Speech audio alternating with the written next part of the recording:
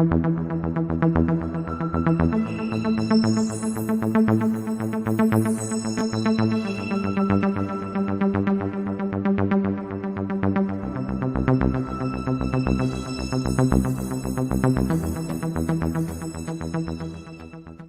up, y'all? Welcome to another episode of the Cheap Seats Podcast. I am Wire to Wire Gene. To my left, I got the Prince of Production, Kyle Edwards. How you feeling tonight, Kyle? I'm good. Can't wait to get into these topics with you guys. Really appreciate this, and it's good little moment on a Monday. It's kind of rainy down here, but I'm glad to be here with you guys. Right below me, I have someone wearing a clown outfit. New York Yankees fan, Jordan, Big J, JJL. What's popping? Man, you're lucky I'm on live TV because I would have flicked you off. You ain't But gonna do nothing. but nah, I'm doing well, man. I'm doing well. Just still NBA going on at the end. Baseball is starting up. I'm excited. Be excited to hold this L tonight. Yeah, okay. We're gonna be 3-0. Want to bet me? You're 2-1, first of all. So you Or can't be no, 3-0. I'm saying we're the sweep, y'all. I'll put whatever you want on that. All right, so joining us, we have a new member to the show, Mo Money, Mo Problems, Mo Better. What's popping, Mo? What's good, Gene? What's good, fellas? I'm fired up tonight. I'm fired up. There's been a lot of talk today. There's a lot of things going on. The Masters is this week. You have NFL draft is heading up. We have our linebackers list coming Wednesday. We have college basketball. I bet you the women outdraw the men. Last night, women, 9.9 million viewers for the national championship. Men's national championship is tonight. Oh yeah, I forgot. UConn, San Diego State. The Phillies are going to beat the Spankies later on tonight. I'm feeling good. I feel good. I feel like there's a lot to get off my chest. I wanted to start the show with a question that I had. I never start with my question. But this week it seems really prevalent, and there's a lot of people listening for it. So I want to read it out loud. And I kind of want to address the issue first. But my question is, what's your thoughts on trash talk? Can it ever go too far? Just trash talk. We see it. We've seen it with the Caitlin Clark, "You Can't See Me" versus Louisville. Last night, she got it back by the Bayou Barbie. Love that girl. Angel Reese sent it right back to her. There's been a lot of talk going around, a lot of debate, a lot of discussion about it. I want to go forth on this one because I feel like I'm going to take a long time on it. Newcomers first, Mo Money, Mo Problems, Mo Better.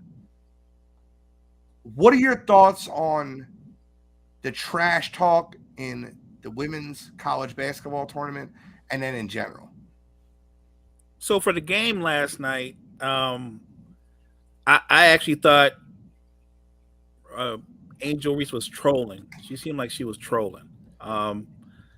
It felt less like trash talk and more like trolling, once the game had been decided. And I get it. In the moment, you're caught up. You're excited. You just won your school's first national championship. And you've been competitive with, obviously, the best player in all of college basketball. But you could have handled it a different way. You know what I'm saying? I understand how people are coming at her. And I think she deserves some of that. There's another way she could have came across. I don't mind being cocky and being confident, but I thought she was just being a little bit extra.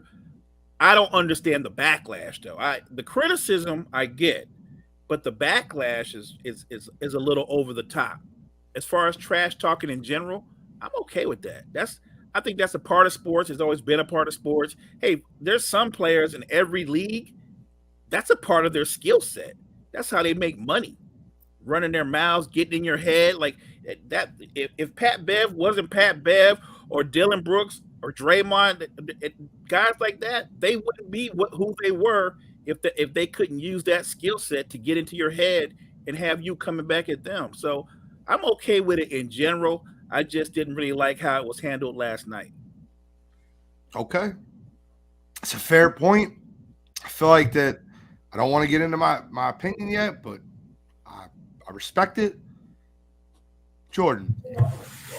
I mean, I might take longer than you, so I might have to go with Kyle first. No. I need you to go now. There's a reason I'm doing it. I mean, I might take longer than Eugene, but all right. Well, I promise you won't, because I'll cut you off. but so my thing is, like, at first when I saw, like, when I watching it live, I was like, okay, why is Andrew Reese doing this? I mean, people are going to the line, they're shaking hands, the coach is celebrating on the sideline. I get it, but when people are talking about are bringing like black and white to this, when it shouldn't even really be black and white, because it's like Mo said, it's competitive. It's competitive. It's competitive. It's part of the game. And I don't even think. I mean, Freddie said in the comment, I hope they both meet up again. I mean, it's not. I don't think Caitlyn even had beef with Angel or whatever. I think it's just like I don't think Caitlyn even said anything after the game about like the gesture.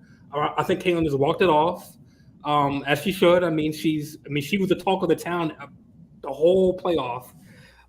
With how I mean, she's a great competitor, great athlete, but it's just like when you are saying that Angel is like is classless, is her parents should have raised her differently. I don't agree with that. It's just like I mean I've seen on Twitter like this like oh she needs to take the win and just run with it. But it's just like I don't know.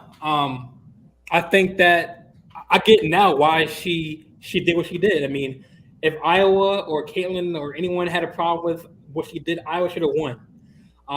But now the question is, if Caitlyn would have did the same thing, if they would have won, right? Would this be a big deal? Caitlyn did the this to her? No, it wouldn't. But since now it's a race problem, now she's black, it's her issue. It's not an issue with me.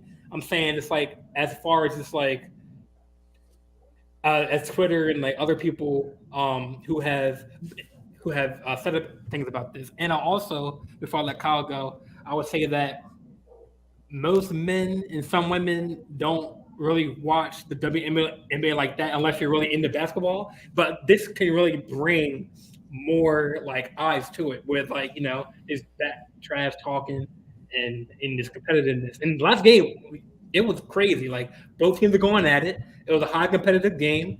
I mean, I get it. She did the "you can't see me" at the foul line, and she did the ring me at the end. I get that. That's all talk. I mean, Draymond Green did it in the NBA. Curry did it in the NBA, and that's not an issue. But now a girl wants to do it to show off because she won the game and her team. Now it's a big issue, and now they want to bring her family into it, her parents. No, it's just a game of basketball. And that's all it is. Kyle, what's your thoughts on this? Because I've heard so many. Both. Listen, I have like a pot, right? And I take everything I hear from people and I put it into a pot. And I'm gonna stir that pot up in a minute. But Kyle, what are your thoughts? So I think a lot of it is you have people on Twitter and stuff that are trying to drag some type of narrative out of it to get views, clicks, all that. I feel like people are digging way too deep into this because, like Mo said, if Caitlyn did it the game before, Angel does it back to her. Most of us would look at that and say Angel's just trolling Caitlyn for what she did the game before. But now for it to be all blown up, and it just doesn't make any sense to me. I feel like what some of the problem also is that, people see women's sports, they automatically think, oh, they're supposed to act a certain way. Trash talking the women's game. That's for the NBA. That's for those guys. Women's different game. But now we're seeing more influence, I guess, from the NBA and all that getting into the women's game where a lot of these players, they watch the NBA. For all I know, the whole ring thing, maybe Angel Reese, big Steph Curry fan, saw him do it. She took the opportunity, did it herself. Not that big of a deal. It should not be leading Sports Center and all this kind of stuff that really coming out of it. Talk about the game, fine. You want to reference the incident? It's not even an incident, but if you want to reference the encounter, knock yourself out. But there's no reason for it to be some like national story where we have to talk about, oh, yeah, you see what Angel Reese did to Caitlin Clark? I get it. Caitlin Clark was the the attraction of the tournament. They fell short, and now people are upset about it, I guess. But I had no problem with it. Trash talk is part of the game. Makes people play better. I'm here for it. I got to start with Jordan. Jordan said, I don't understand why race got brought into it. And I'm going to tell you why race got brought into it. Race got brought into it because when Caitlin Clark did it, the You Can't See Me, and it was swag. It was, can you imagine? Look at the swagger she has. Yeah. And she waved off South Carolina like, yeah, you shoot. I know you can't shoot. And like kind of mocked the girl at the 3-point line. It was swag. Look at her. She's just challenging her to shoot. When Angel Reese did it, it was classless. The comments that have been thrown around about the LSU basketball team, thug, ghetto, that's racism comments. That's what that is. Let's call it like it is. They're racist comments. I have thoughts on it. Now, see, this is what's not going to be popular. I agree with what Mo said. She was over the top. She was over the top. She followed it. For the people that say, well, Caitlin did it and she did it. No, they didn't do the same thing. Let's stop acting like they did the same thing. They did it. Caitlin did it like in the flow of the game, walking back. She wasn't stalking her around the basketball court in her face. Angel went over the top. I love me the Bayou Barbie. Give me some Bayou Barbie every night. I love the attitude. I love the fact that she went to the locker room to re-put on her lashes. I think that shit's hilarious. I love me some Bayou Barbie. But with that being said, she was over the top. She was over the top. You won the national championship. Be happy that you won the national championship. Now let me address the idiot in the room. Keith Olbermann, instead of commenting on, LSU winning the women's college basketball, calls this girl a fucking idiot. I'm just quoting Keith Olbermann. Nah, I saw that. Guy's got a job. Yeah. And he calls this is a 20-year-old woman in college. Yeah, she was over the top. I agree she was over the top. That's not how you handle it.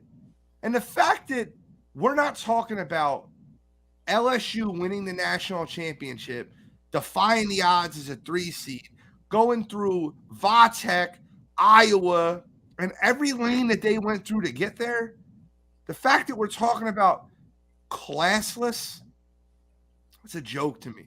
Let me put a stat out for you. 9.9 million people watched the women's college basketball final.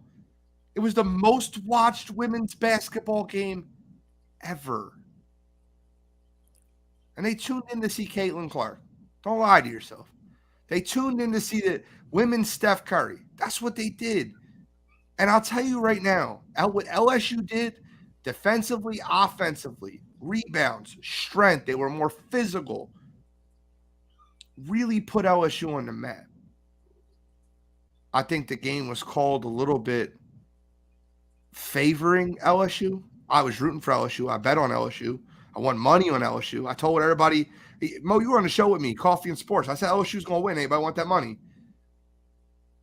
LSU won the game. I felt like the technical foul that was called on Caitlin Clark was a joke, if you know what I'm talking about. She just redirected the ball when she was going into a huddle. But no technical got called on Angel Reese. Now, I think the officials kind of screwed this up.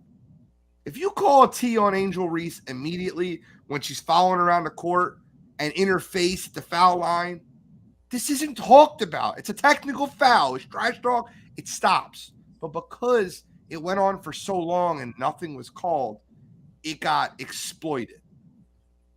But they can call tech after the game because she did the ring after the game. So can they still call it tech? 47 seconds left in the game. She was following her around with the You Can't See Me at the free throw line. Bro, Jordan, did you watch it? Yeah, I did. Okay, so it was not after the game. After the game, she the ring finger was after the game. Because they won. I don't care about the ring finger thing. She drew a ring on her finger earlier in the tournament because she said she's going to win a ring. They literally took a marker and drew a ring around her finger because she's like, we're winning. I understand that. I'm talking about the in-your-face taunting. It was too much. It was too much. I love trash talk. One of my favorite two players of all time are Reggie Miller and Gary Payton. And y'all know if you watch 90s basketball, how much trash talk was thrown around between those two. Mm-hmm. And I think it's great. I think it's great for the sport of basketball. I think it's great for women's sports. What I think is crappy is the fact that instead of talking about LSU defying the odds and how many people stepped up in that game, it's a race debate. And it's a race debate because, and it's the same thing in the NFL. We bring this up earlier in the year, right? Odell Beckham Jr. kicks a net, throws something. It's, he's a problem. Tom Brady throws an iPad. Look at the passion in this man. It's just different narratives for racism. And I bring this up so often and so many times on these shows. I almost feel like a broken record. But the point of the matter is when, a white athlete does it, look at his swag. Look at his, this, and that. But when an African-American athlete does it, they're a problem. They're an issue. Nah, I can't take that. So. Yeah, and then just to tag on to Jean's, she even said, Angel in the press conference, when they were asking her about it, she was like, I ain't changing for nobody. As she shouldn't change for anybody. She's still gonna be who she is. She's from Baltimore. I mean, that she has that background. She went to St. Francis. I mean, but I can see where Jean said she's going too far. But she wants to, I guess, pave the way for other players who hey, I don't care if you have a stereotype about, I'm still gonna be the same player I am today as I was 5 years from now. And so she's paving the way for but then again, it's there comes a time, or there comes at a point in a line where players shouldn't cross. And I mean, it's not like she punched Caitlin Clark or Yeah, but let's not pretend Caitlin Clark's a saint, right? Caitlin Clark talks a lot of shit. No, yeah, she does. Yeah, Haley Van Lee, she does. Yeah, a lot of those players do. Yeah, but just the against Louisiana and Texas, then in the line, then the one girl with all of her face and Haley pushed her. Yeah, she said, "Call me a bitch again. Yeah, Call me a bitch again." With the girl from Texas, Haley Van Lee. Yep. And Haley I remember. I watched it. That tournament. Yo, listen, I'll tell you right now. There's a reason that women's college tournament had so many eyes on it. There were women's college basketball and women's basketball as a whole are creating stars. It's not just Caitlin Clark. Look, you say what you want. The Cavender twins are a draw. Haley Van Lith is a draw. Yes. The Bayou Barbie is a draw. Listen, the girl from Villanova, forget her name. Man, I love her too. She's a draw, leading scorer in the nation. It's great for women's basketball. Let me ask you a question real quick. I just kind of want to go around the panel. Kyle, do you think that trash talk went a little too far? I mean, I guess the following around part you could say that's extra, but I'm down for trash talk. I feel like it was okay. I'm with it. I hear you. Yeah, I would probably go to the 90s too. You think it went a little bit too far? She was a little too much, right? I thought she was extra. I mean, you made an excellent point. If they call the technical foul, it shuts everything down. Because even her coach, Mulkey, would have stepped to her and said, enough of that. We're trying to win this game and finish it out. It would have changed everything, but they let it go. Well, Kim Mulkey is an awful person. Great coach, terrible human being. I'm not getting into her. Kim Mulkey, I was going to bring that part up too. Yeah. I think some of it person. might be because of Mulkey is the coach and now Reese is one of her players and they tied it all in. I'll put it to you this way. I guarantee you Mulkey has that team playing with a chip on their shoulder. Yep. They have that attitude that Mulkey. Listen, that's a Baylor team. Mm-hmm. Baylor did same thing. She preaches chip on your shoulder. No one respects you. They're talking smack about you, and she gets them fired up. That's the Saban mentality. Call it like it is. I just don't like Kim Mulkey for the way she disowned Brittany Griner, who was one of hers. Yes. 100. Yep. And I don't like that. So I'll never support Kim Mulkey. I swear to you right now, God rest her soul, but Pat Summitt was the greatest female basketball coach I have ever watched. Yeah. Rest in peace, yeah. And then so answer to your question, Gene. I mean, I like the trash talking. Yeah, she went too far by following her, but as I think about it, but like it's like I mean, for the women's sports in the whole, I like it. If it can be under wraps, you know. Put John's comment up there real quick. Yep. John, I get you. You said no, it didn't go too far. Okay, if that's what I said. Clark would have done the same thing. Why don't people ask this question when guys do it? I like the smack talk.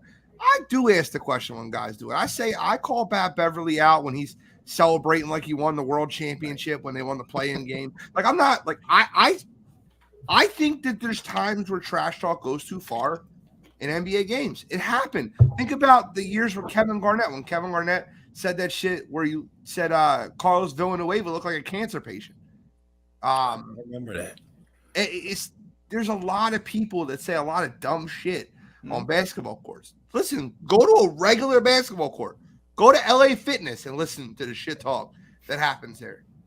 I do. I don't take it too far, but I'd be like, yo, G, you trash. You can't shoot that. Like, bro, that's I'll shoot you any day of the week, twice on Sunday. But I mean, everyone on this panel had a good point. Now I think Freddie kind of asked Mo a question like, what's the problem with trolling? There's no problem with trolling at all, Freddie. I like trolling. I think when you said Mo about trolling and more as trolling as far as more. She's close with Aaliyah Boston. If you don't notice, Angel's close with Aaliyah Boston, and a lot of the Caitlin Clark, they can't shoot. Let them shoot. They can't. Like they took offense to that. LSU and South Carolina made it very, very direct that they liked each other and they were rooting for each other in the SEC.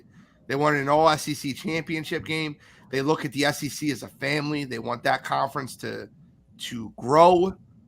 They spoke about that heavily. I wouldn't be surprised if the couple South Carolina girls that were friends with a couple girls from LSU were like, yo, shut this girl up, man. She talks so much smack, knocking us off. I get that, right? I do. I understand that.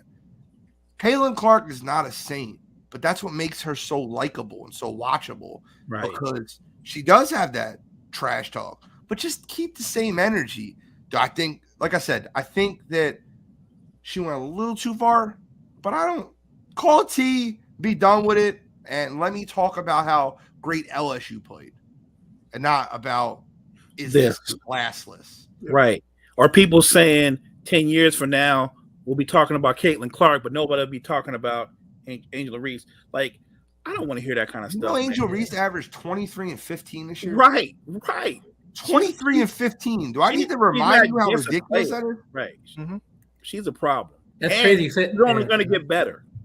Yeah, that's crazy you say that because I have a friend I talked to and she's like, Clark has all the accolades and awards, but Reese doesn't have nothing.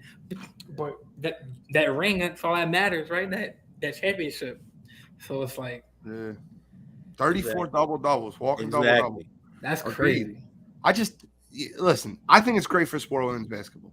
And the fact that both those girls will be back next year makes it even better. And I hope they get a chance to run it back. I really do. That'll make it. How much more entertaining would it be? The first Iowa LSU game you get to see with those two getting on the court. Man, I love it. But to be honest, is it really a beef if like Caitlin did she even bark back at her after the game? I think it's just racist. Caitlin would have barked if they would have won. That's what I respect about it. I'll tell you what I respect about Caitlin Clark. She took the high road. She had every opportunity to clap back. She did not. She took her L. She took her L and ran with it. I was about to say took her L like a man, but no, she took her L. And she didn't say anything about it. She didn't clap back at all. The people that made the stink about it were dummies like Keith Olbermann. Yep. He's a dummy. That was the thing that I took away. She knew she lost. She took that L, didn't say nothing else. That's the way you do it. I thought she handled 100%. It perfectly. She took the high road for sure. Mo, thank you, sir. Question number 2, Kyle. Where are we going? All right, so mine's with the draft coming up. We know quarterback's the top position. Simple question. What are the top 3 characteristics you think, well, I guess you would look for in a quarterback as you're evaluating them? Can I ask you a question real quick? Yes.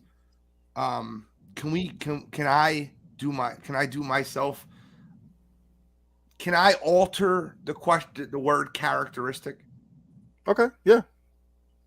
I want to just say traits, like the Okay. things I'm looking for. So, like, I need a quarterback to have the work ethic to put in, the attitude of a leader and a winner, and the arm talent. They're the 3 things that I want a quarterback to have. I need them to be able to work through whatever they do. They need to be the first person there. They need to lead by an example. Then they need to be a leader. You need to lead men. And then the third thing to me is they have to have the arm talent. Because I could be the greatest leader in the world.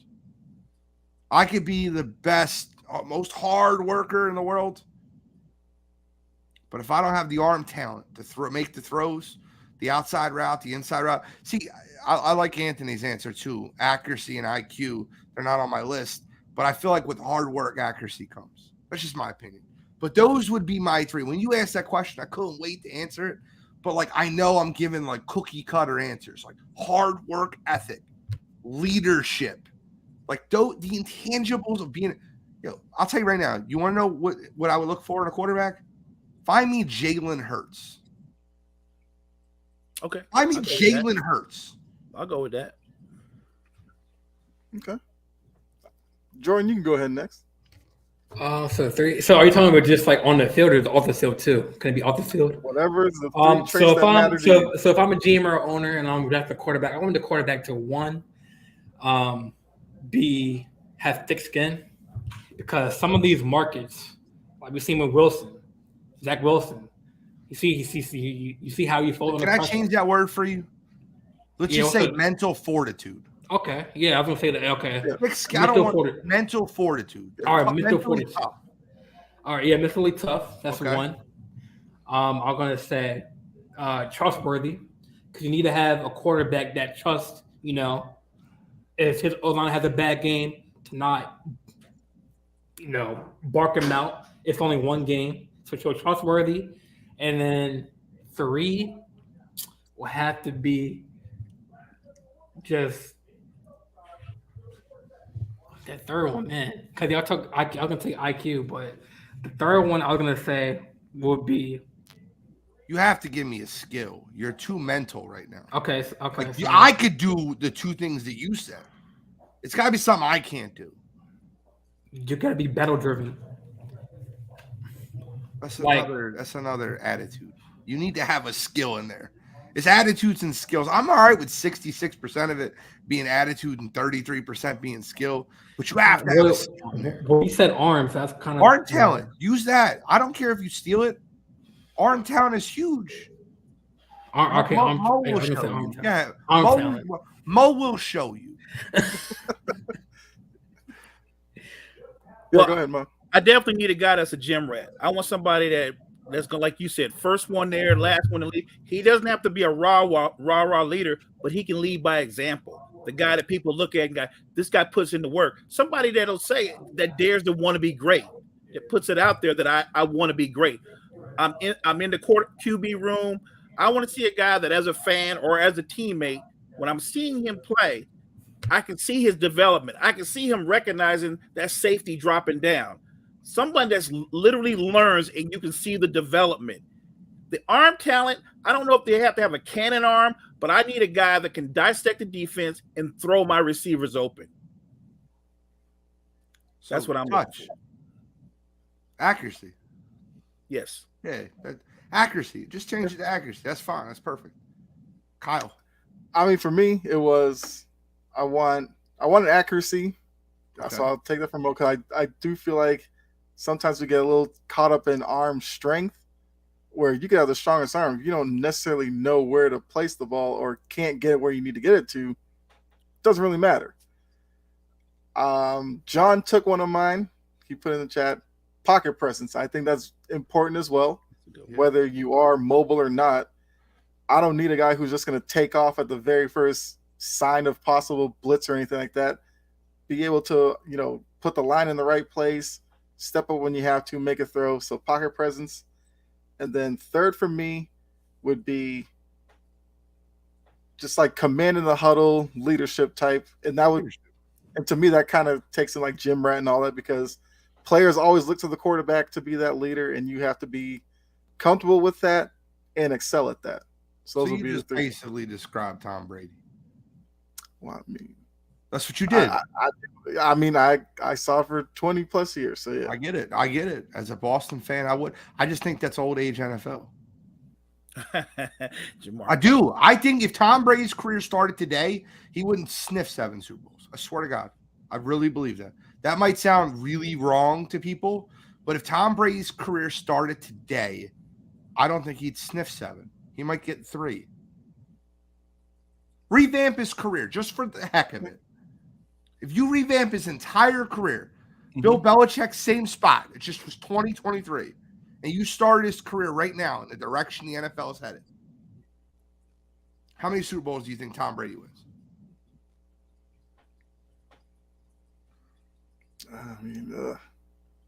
I agree it wouldn't be 7. He was perfect for the time he was in. He's the greatest of all time. But if you're going to lie to yourself and tell yourself that Tom Brady, like at his peak, is better than Pat Mahomes at his peak, you're lying to yourself. You're just lying to yourself. Pat does everything. Yeah, skill for skill. Yeah, Mahomes is the more talented. Yes, obviously. I'm probably going around what you said and what Jory's kind of saying. I'd say I think he still gets about 3. I'd love me some Brady too. I respect Brady so much more that he's retired. I hated him in the league, but I love me some Tom Brady as a player and a competitor over the years. Mm-hmm. It's just the modern day NFL. Like, look, I'll be honest with you, man. Joe Burrow is what Tom Brady would be if his career started now. He'd be really good. Top 3 quarterback in the NFL, maybe 2. Great leader. Gonna win a few. But he wouldn't be, he's not gonna be the GOAT. He's the GOAT now, though. Just an opinion. I look at these quarterbacks and I do these comps constantly. And I remember when I did the comps for all these quarterbacks that came out. And I'm like, Burrow, Brady, Herbert, Manning. Like, I understand that, right? Like, you can Trevor Lawrence, John Elway. Like, they have those attributes at their ceiling. I'm not saying they're going to ever hit them, but they have those attributes. That's who they remind me of. When I look at Patrick Mahomes, I think Michael Jordan. Just different sport. Just different breed. This guy's different. Just better. I love everyone's thought process. Now, let me ask you guys a question real quick. Can you rank me the top 5 quarterbacks? I know I'm throwing you on the spot here, but the top 5 quarterbacks that are coming out, I just would love to hear your ranking on them. If you want, I'll give them to you. This way you know who they are. Stroud, Young. Bryce Young, C.J. Stroud, Anthony Richardson, Hendon Hooker, and Will Levis are the top 5 on everyone's board. If you don't mind, just judging by your criteria, I would love to hear what you guys think the top 5 quarterbacks. Oh, Hendon Hooker, isn't he going like late since he got hurt? Or is he still one of those top? Listed as the best quarterback. Yeah, I think so if I was doing it, he's my number 3, if that tells you anything. So I would just love to hear what you guys can all have them 5, and that's fine. Anybody want to go? I'm sorry, I threw this on the spot. I'll go. Okay. I'll go. Go 5 through 1. Make it suspenseful. Okay. 5, I go Levis. I think 4, I'd go Richardson. Okay. I'm there with you, Gene. I'm all about Hendon Hooker. I've got him 3 as well. Then I go Young. I think Stroud, number 1. Okay. We're very close. We just flip-flop a few. Mo? Henderson, Richardson, Levis. I've got Stroud and Young. Okay. I got Hooker at 5. Okay. 4, I have Levis. 3, I have Richardson. 2, I got Stroud, and 1, I got Young. I watched too much Anthony Richardson. I watched too much of him. I don't know how many people watched a lot of Anthony Richardson.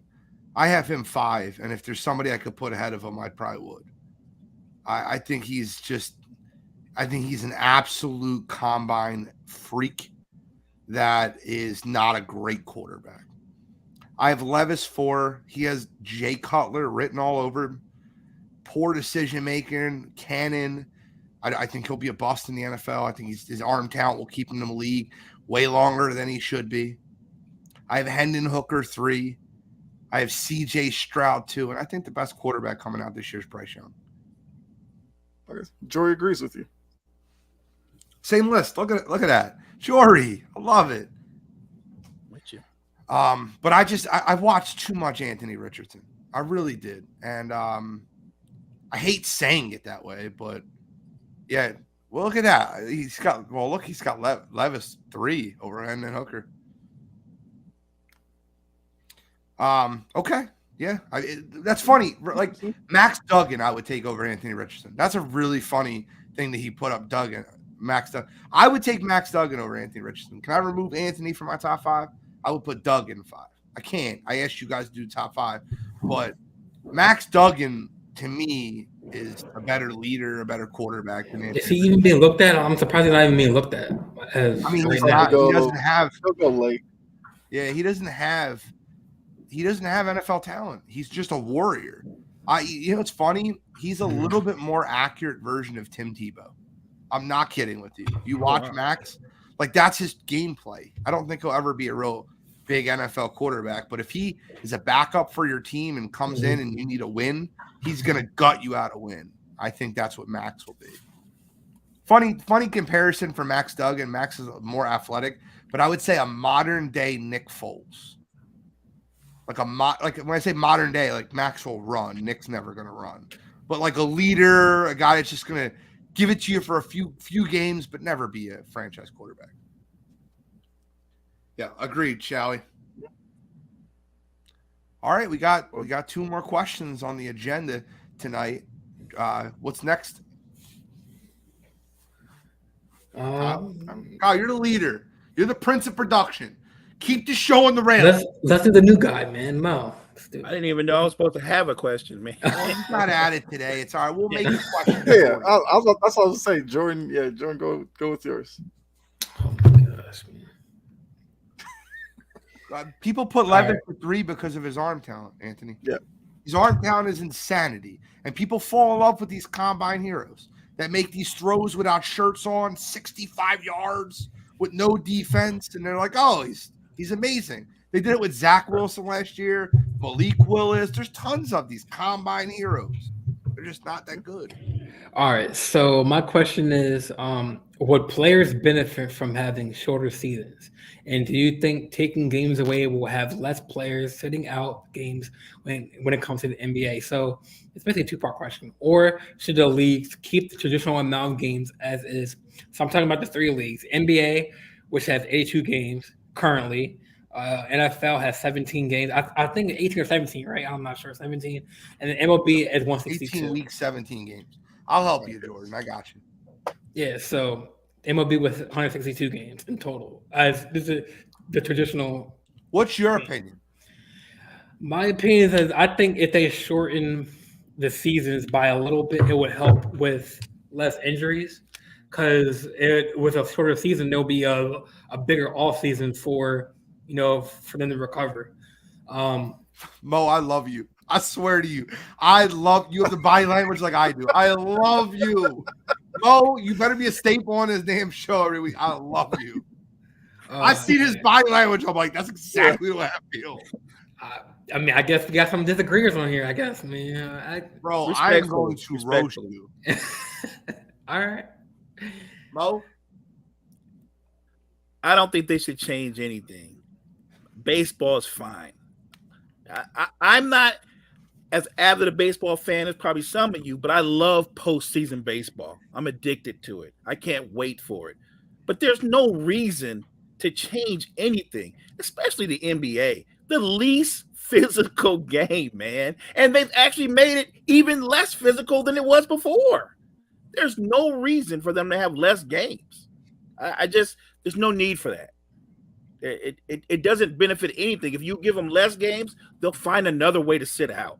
They really will if they want to sit out. But there's no reason to shorten anything. The NFL, their players could complain the most. It is the most physical game. It is a car wreck on every play, and they actually added a game. But I don't think they need to change anything in any of the major leagues. Well, the reason why I asked that because like in the NBA, the new CBA thing is you have to play like a certain amount of games to like get an award for next year. So, I mean, would maybe having like 8, maybe less games, maybe kind of Jordan, entice I don't people want to do this to you. I really don't. But I'm going to ask you a question real quick because I know you weren't listening to Coffee and Sports the other morning. So I'm going to ask you the question I asked the panel on Coffee and Sports. Do you know how much money per player people make in Major League Baseball, in the NHL, in soccer, in football? Well, what do you think the average salary is? Well, baseball, there's no cap here. Right? What do you think the average salary is in each one of those sports? All the players divided by what they make. Are you talking about like the superstar or just any player in the MLB? Any player in the league, what do they make? Average. I don't want to do this to you. I didn't want it. Like 10 million plus. It's less. It's less. 8 million. Less. 5 million. Less. I think I remember this. Isn't it like 2? So hockey, it's 2. Football, it's 3. Baseball, it's 4. And basketball, it's like 9. It's 8 and change. And you can't play 82 games? Are you out of your freaking mind? No. I said this on multiple shows, and I get roasted for it sometimes, and some people agree with me. But I'm going to be listen, I'm not a Nick Wright guy. I'm not a Colin Cowherd guy, but I respect that they stand on their takes. My take for the NBA is as amazing as a player, second greatest player of all time. Second greatest player of all time. Amazing philanthropist. I'm not going to say the word. Amazing human being outside of the sport.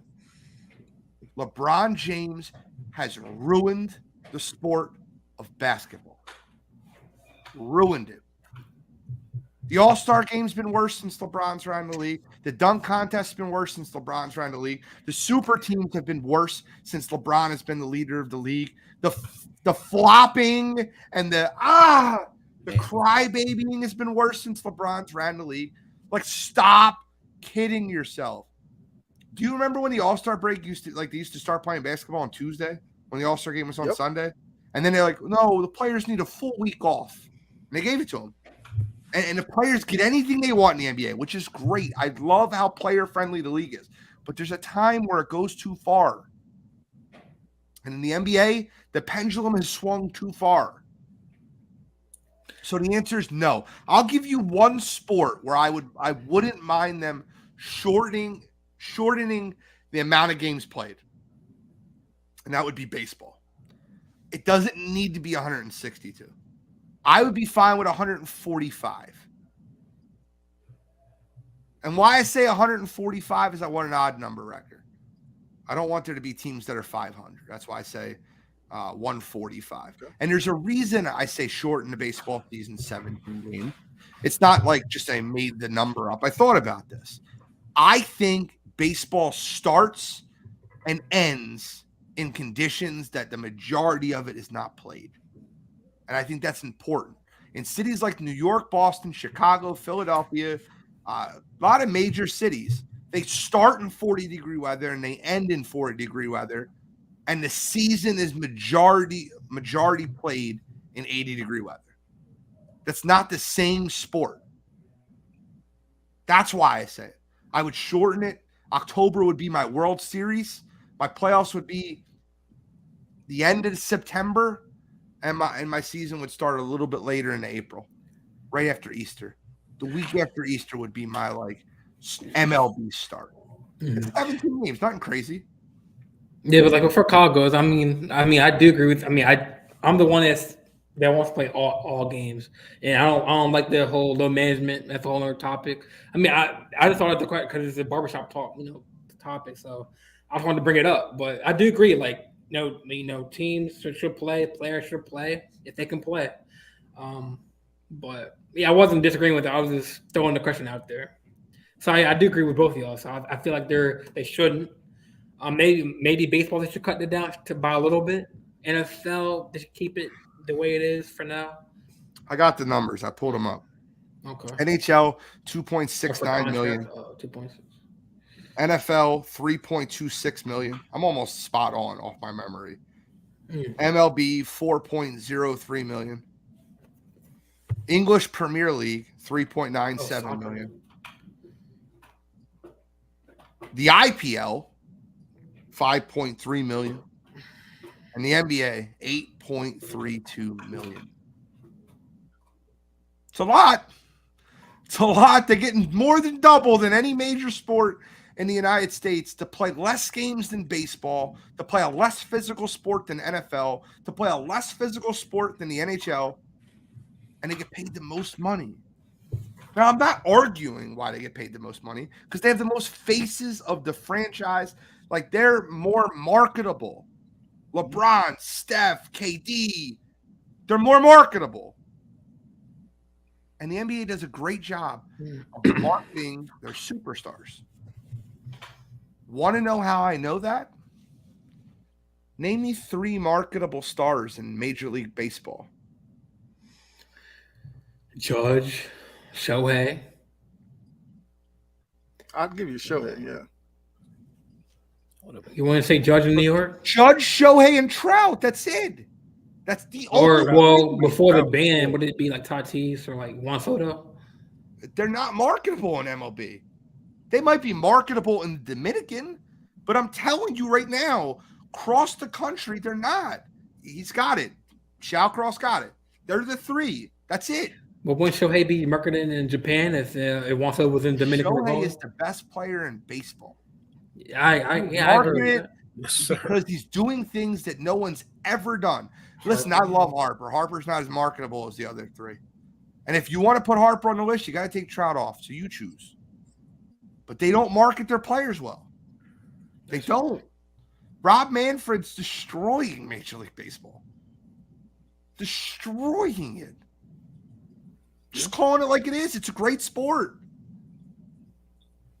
Just an opinion. I mean, I always make a comment about Trout. Like, if I was just sitting here and I was just walking by and I heard Trout speaking, I probably have 0 chance of guessing it was actually Mike Trout.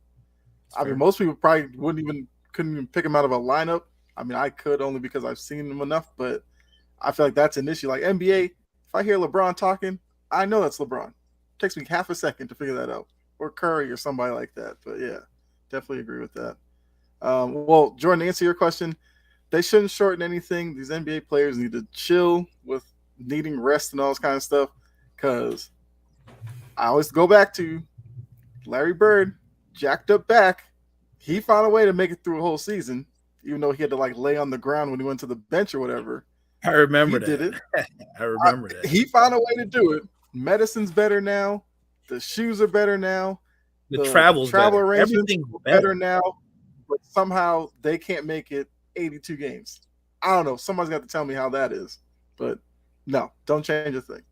If they don't like it, I mean, just sit there and collect your money and complain about it. But I'm not changing it for them. I'll put it to you this way. I'll compare it to how you look at coaches in sports, right? We've all heard of the player-friendly coach. We've also heard of the guy that throws the water bottles and smashes the gallons of water, like the Bill Belichick type coach. He's not player-friendly, right? And there's 2 different ends of the spectrum. The NFL is ran by Bill Belichick. And the NBA is ran by the most player-friendly coach that you can think of, like a Charlie Manuel. And it's the truth. It's the truth. There's big differences in guys that are – the NFL is probably ran a little bit too strict. There's not enough insurance. There's not enough money. No, man, please, bro. What? that comment that Anthony Price said. Confirmation. Don't let Gene see it. He's Come kidding. on. He's kidding. He said wild open shots. He's kidding. There's no way he's accurate. I didn't mean to cut you off, Gene. Go ahead. No, it's fine. But the NFL is ran a little bit too tight, in my opinion, where they're like flexing Thursday games and all the players are like, no, where they're adding games to the season. The insurance and the CTE afterwards, they're not doing a great job with helping these players out afterwards. So the NFL is definitely a business that's screwing players over. And I'm often going to be on the side of players in the NFL, but in the NBA is the complete opposite end of that spectrum. And we all know it. We're all basketball fans. We all know what we're watching. It's just when your most marketable superstar and one of the greatest players of all time is the leader, and he does things the way he does things, that's what hurts. And Jordan, I know you're a Lakers fan. You can never admit this, but the way that LeBron flails, flops, cries, complains, never did a dunk contest, ruined the All-Star game, no defense is attempted at all.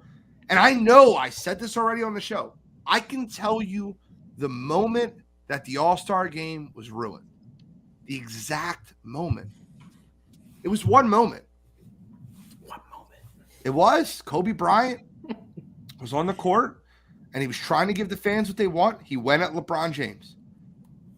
First of all, on the defense end, he slapped the ground and said, let's go. LeBron passed it off. They passed it back to him like, you're not getting away from this. He chuckled, took a jab step, and shot a fall-away three-pointer and missed. Then Kobe Bryant went down the court, went right at LeBron James, and LeBron James passed him off. That was the moment that the All-Star game died. I'm going to get the video for you guys one day. I remember watching it vividly.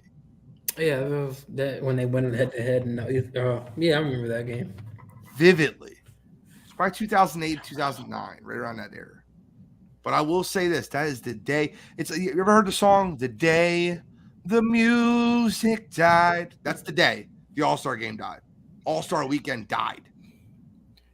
How much would I have to pay you to sit down and watch another All-Star game after this year? After what happened this year? Yeah. Until they maybe do one-on-one battles in between the games. I don't know. I'm not watching one-on-one battles in between the game. You see what we're talking about? This. Yeah, I know. Like a Jokic and an Embiid on, in the All-Star game. I don't know, man. We'll see. But like that's. But I see your point. I see your point. What happened to rivalries? Yeah. He said it. That's perfect. That's one of the things I said before. What matchups y'all want to see excited for? Suns versus Warriors, first time KD back at. Like, what rivalries are in the NBA right now? Mo, do you remember Knicks Heat 1999? Yes. Like Starks, Zoe. Like, do you remember that series? All of that. I remember Allen Houston's game-winning shot. I was there for all of that. The games aren't as high scoring back then, but the intensity and the way the games were played, they've never come to that in this era. Not close to that. Because they all love each other. They all love each other. They all want to be friends. There's no beef. That's why, listen, everybody hates Dylan Brooks. I love him. Give me Dylan Brooks, Draymond Green. Give me them all. I'll take them all. Brooks wants beef with everybody.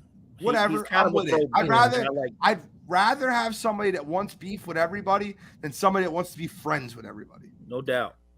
Yeah, I won't disagree with the people who watched the NBA a long time ago. I mean, unfortunately, I was born to the NBA where the NBA started getting a little bit soft. I mean, like Bill said, there's no natural sustained rivals anymore. It's just straight facts. I mean, but now I know the CBA, the new rules saying there's going to be in-game or in-season tournament that might bring some in-division rivalries back next year. They'll find a way to ruin that too. Oh, $500,000. Who needs it? No, I'm saying this guys making $40 million a year aren't going to care. I said what they need to do with the in-season tournament is, if you look at English Premier League, you have your main guys who play the regular season, whatever. when it comes to in-season tournaments like FA Cup or whatever, a lot of times we'll get guys who don't normally start who actually play in those. So I feel like the in-season tournament will just turn into, rookies, second-year guys, probably some G League guys they bring up, put them in that tournament, and let them go at it. And I'd be fine with that. Look, you watch overseas elite. You guys watch those tournaments, right? Am I the only one that watches those crazy tournaments that they play for $1 million? You tell me how intense those games are. They're wild. That's intensity. I watched that over this Mickey Mouse game 42 of the regular season. It's a joke. It's a joke. I don't know. Just an opinion. With the new CBA rule being able to add one additional max contract, the NBA is going to be even worse. Even more super teams coming. Well, I didn't add. I think with the new with the in season, they're right now there's 30. No, address what he just said. They're taking, Address what he just said. With the new CBA rule, super teams coming soon. Yes, and that's a problem. That's an issue. And without or Adam that Silver will step out and say, guy he'll say that there's still more. No, go ahead. You good? Oh, no, so my fault. No, I was just saying like the smart teams might get super teams. The poorly run will just throw the extra max contract on a guy that probably doesn't deserve it, and they won't necessarily be super team. They'll just have a super team like payroll, but. Yeah, I don't know. The NBA is kind of headed in a weird direction, but we'll see. But I didn't mean to cut you off. No, we're pretty much on the same track. I just think that when Silver says the players are going to be more incentivized to stay, that isn't true. A lot of guys don't stay. For every guy that's a Damian Lillard, there's a lot of guys that are going to go bounce and they're going to form or structure another big three or a big two, whatever you want to call it. The way they've changed this NBA and this player movement and player empowerment, this stuff is not going to stop. It's just going to keep going, and that's why you're going to always have that disparity between the very, very good teams, the ones that we know are already every year legit title contenders. And then the franchises that we know, no matter what draft pick they get, they're always in the lottery. There's a reason for that. I don't know how much better Charlotte's going to get with the new CBA. I'm not sure how much better Oklahoma City is going to get with the new CBA. We'll be able to keep some of that young talent because that team's getting built young and strong. But I know that the Lakers are going to be fine. The Celtics are going to be good. The 76ers are going to be fine. The rich get richer. They do. Parity in the NBA is gone. Yep. It's gone. But we got time for one more quick question. Does the audience have any questions this week? We have time for one more. If not, we'll go with John. That's a good one. Yeah. What matchup do you want to see most in the playoffs? And I know the matchup. He said it. It's already there. That's it. I mean, I want to see Cavs Knicks only because. I'll take that one. But I thought of another one where I said Cavs Knicks only because Donovan Mitchell could have been a Knick, but he's a Cav. But I don't think it'll be that competitive on the court. But New York fans will lose their mind if they face Cleveland and Cleveland like sweeps them or something.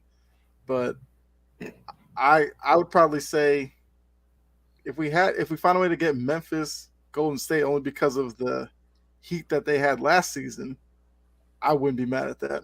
He said it already. Suns Warriors, man. KD going back to Oracle?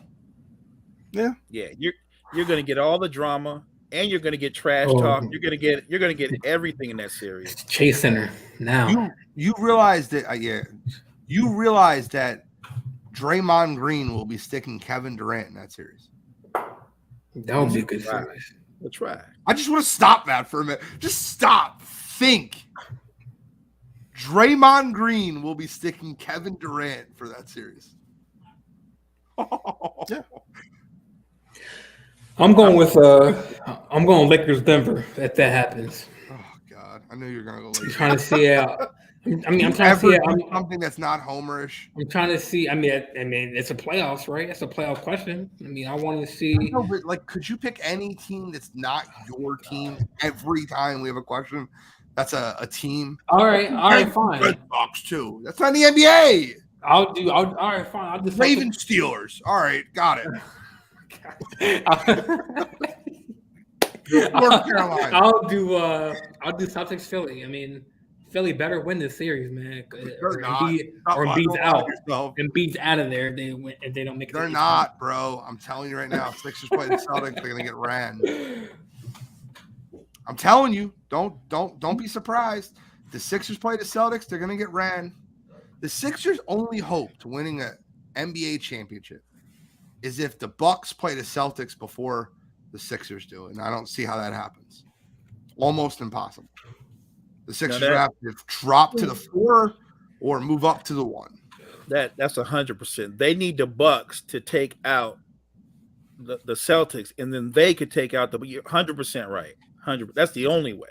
That's their only path to actually get out of the East. I agree with you. The Celtics just have their number. They're just better. They're more well-rounded. They play better defense. The 76ers run 0 sets on offense. Their offense is literally a pick and roll every friggin' play. Harden and Embiid, pick and roll. It's the same thing. ISO ball, Harden. They don't run a set on the damn court. It's like stand around and watch people play one-on-one. It is so maddening. I put a clip on Wire to Wire, and I have the clip on TikTok. And we got TNT puts you in the huddle, right? And you get the in-game footage. And if you guys remember this clip I put out, Doc Rivers they're getting the shit kicked out of him last year. And Doc Rivers is in the huddle, and he's like, we're going nowhere fast, but we're just going to keep playing. We got to keep playing. If we keep playing, that's how we're going to win the game. What strategy was spoken? Just keep playing. We're going to win if you just keep playing. Don't get me started on Doc. Bro, I have the audio. No, I'm with you. It's maddening.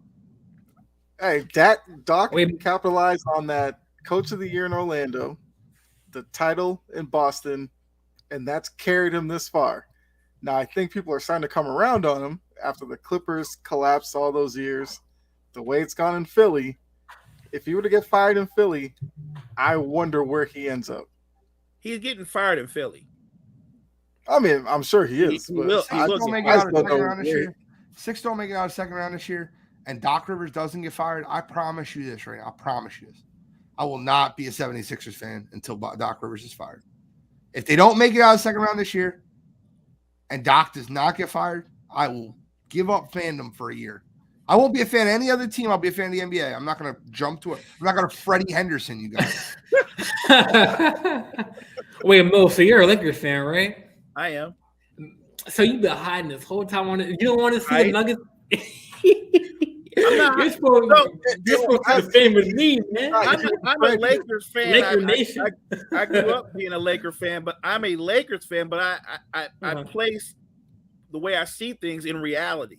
Mm-hmm. So while I root for the Lakers, and I would love for them to go on this deep mythical playoff run, I know the team that I've seen, and even though they've played better down the stretch, this isn't a championship team.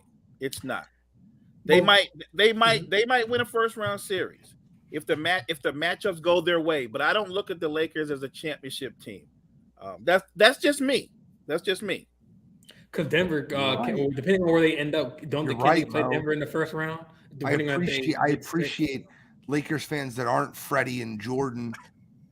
I've never seen a group of fans celebrate. I mean, I'm not the only one who thinks that. I've never seen a group of fans celebrate getting to 500 or making the play-in game like Lakers fans do. I've never seen it. Like, I don't know any Atlanta Hawks fans who are like, we're here. Like, I've never seen a group celebrate mediocrity more than Lakers fans, ever.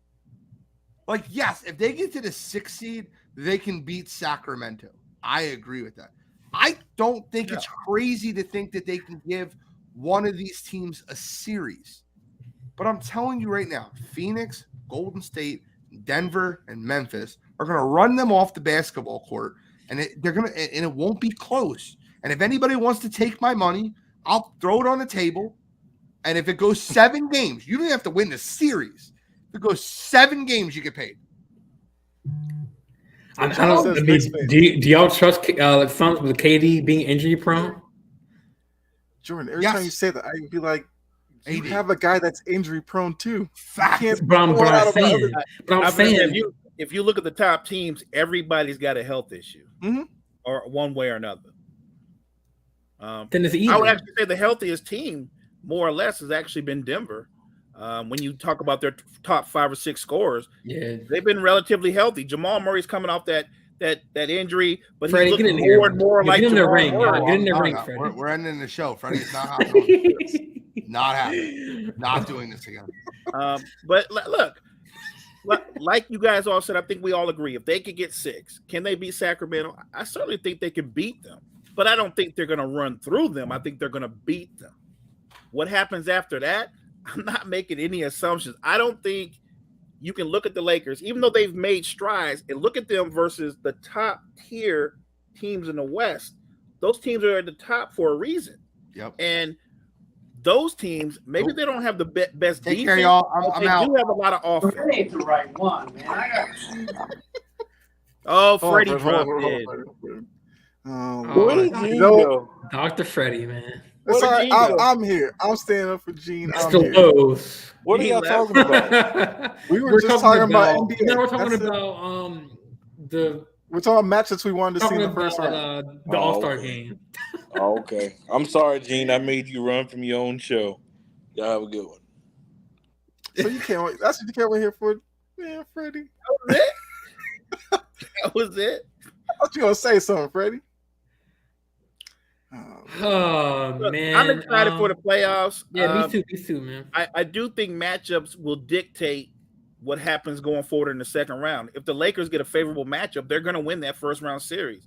But I don't want to assume. Well, they're ready for the Grizzlies. I mean, so all right. Let's say hypothetically we beat Denver, right? First round. Depending on how the first round of Memphis goes, whoever they match up, who you pick, a Memphis or Lakers in that series? If they were to beat Denver, they're probably seeing Phoenix in the second round. Oh, well, I don't know. That would be an interesting series. That's Phoenix's firepower. Now you're asking the Lakers perimeter defenders to slow down Book, KD. That's no one. I don't see that happening. That's a talk. 1, they're both efficient. 2, they're both going to get to the free throw line. Mm-hmm. They can score at all 3 levels, and they can get other people involved. Right. And all their damage is going to be done on the perimeter. So it's not like you can box them in because they're both deadly from range too. So that's a tough cover for anybody that's trying to match up with them. So who would Phoenix play first round? Who would they play? I guess right now it's the Clippers. The Clippers. But to steal a line from you and Freddie, that might be a fun series. The Lakers are only half game out of 5th. You might get Phoenix Lakers first round. I mean, we're like, I'll watch it. The way the standings are right now. I just know that isn't there like 4 teams in the West with 38 losses? Like, that's how close the bottom half of the West is. You could go from being 8th place to 5th place. Mm-hmm. That's true. That's true. I'm not doing the Laker talk again. As soon as Freddie hops on, I think Freddie was just trying to. I think he's going to troll. Nope, I'm not doing it again. It's every week on the show. No, he didn't say that. He bring up the friggin' Lakers and say some dumb shit, and he hops on and says some more dumb shit, and then the show goes off the rails. Any final comments, gentlemen? We're wrapping. No, when you left, you just left too. Yeah. So. He left because I told him we were talking about NBA playoff matchups, not Lakers, and he was like, "Oh, okay." And he left. Yeah. I will not do it. I will not be a part of it again. I will say, age right. I would be interested if the Kings Warriors met, only because the Kings are high powered offensively. We know Golden State offensively could be entertaining. I think Golden State's experience would, of course, show, but that's what it is right now. I would be down for that series. And Gene, you talked about Sacramento last week, but I just love what's going on out there. Same. I'm a big De'Aaron Fox guy. And Mike Brown, he went from Cleveland, where a lot of people didn't give him credit. He went to Golden State, sat behind Steve Kerr, and he's definitely turned around Sacramento. So I hope they could win a first round playoff series. I like their squad. I like Fox. I like what he and Sabonis do as a chemistry. I like Keegan Murray. Harrison Barnes is Mr. Solid. He does a little bit of everything. A jackknife. I like their squad. I'm not saying, look, I know everybody's like lining up to play them. Be careful what you wish for, because they have nothing to lose. These young dudes are coming, so all these people just think you're just going to run through them. Be very careful. Yeah, I agree. All right. Well, any final comments, gentlemen, before we wrap up the show? I'll be kind of go with John's thing. I think the game tonight's going to be interesting. I feel like UConn's looked like the most dominant team, as he put it. That's a lot of pressure on them. It's San Diego State. We know can play defense, so I think it's going to be a great game, but I think UConn pulls it out tonight. I mean, I don't know too much about these teams, but like you said, UConn's the most dominant, but SDU looks like the most strongest. So as far as, personnel at that position, I think that one point guard, he's nice, man. I forget his name. He's kind of a beefy point guard, muscular point guard.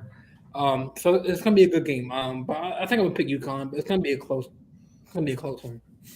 UConn has an average margin of victory in this tournament of 20.2 points per game. They have been blowing every team out. If I had to bet tonight's game, I'd give me San Diego State plus 7.5. I don't think they're going to win the game, but I think the game is going to be very close. And if you're giving me 7.5 points, I'll take San Diego State. All right. Well, that's all we got for you tonight, Cheap Seats Podcast. Hour 15 minutes, like we promised, on time. Thank you for joining us this week. And let's watch some NCAA college basketball tonight. Yeah. Tune in, watch the game. By the way, Mo, I want to tell you, you know how many movies are in that backdrop you have on your screen? I have no clue. 100 movies in that backdrop. My friend has the same backdrop. Oh, okay. 100 movies in there. See how many you can find.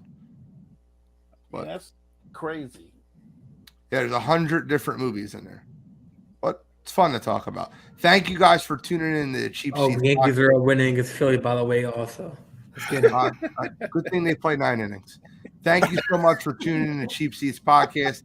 I'm Wire to Wire Gene. That's the Prince of Production, Kyle Edwards, Jordan Gene Lewis, and Mo Money, Mo Problems, Mo Better. Join us. Thank you so much for tuning in, and have a great night. Peace. All right.